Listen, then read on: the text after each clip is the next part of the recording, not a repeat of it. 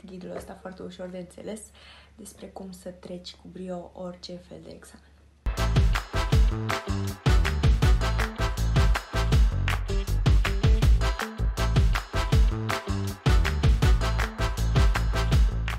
Ei bine, planificarea chiar e cheia. Tot ce trebuie tu să faci este să îți stabilești clar niște obiective pe care le vei bifa pur și simplu cu check în momentul când le-ai realizat. Una dintre cele mai eficiente metode de memorare este metoda Pomodoro.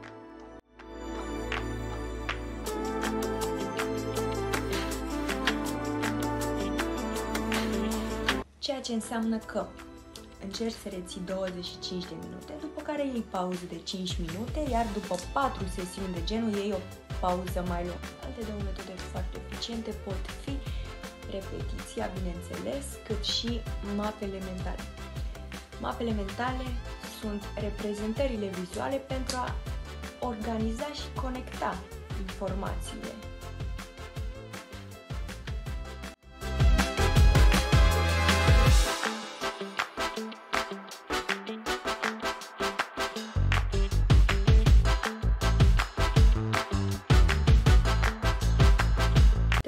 Folosește resurse suplimentare.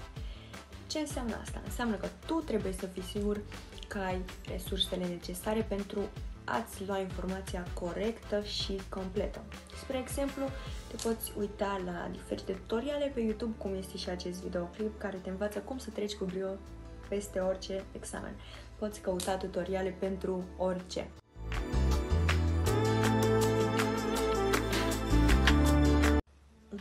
Extrem de important pe care tu trebuie să-l urmezi înainte de a da orice examen este să te relaxezi. Dar cum te poți relaxa înainte de examen?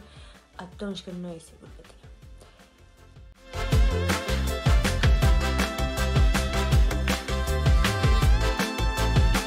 5. Simularea examenului. Tot ce ai tu de făcut este să simulezi examenul la propriu. Astfel te vei obișnui cu formatul și cu timpul acordat. Pe lângă îți poți revizui greșelile. Ultimele sfaturi te asiguri că ai dormit bine, așa cum am spus și la începutul videoclipului. Îți trebuie un mic dejun nutritiv, alege alimente care îți oferă energie pe termen lung, precum cereale integrale și fructe. Dacă te-a ajutat acest video, nu uita să apeși butonul de like și să te abonezi cu clopoțelul pornit. Până data viitoare!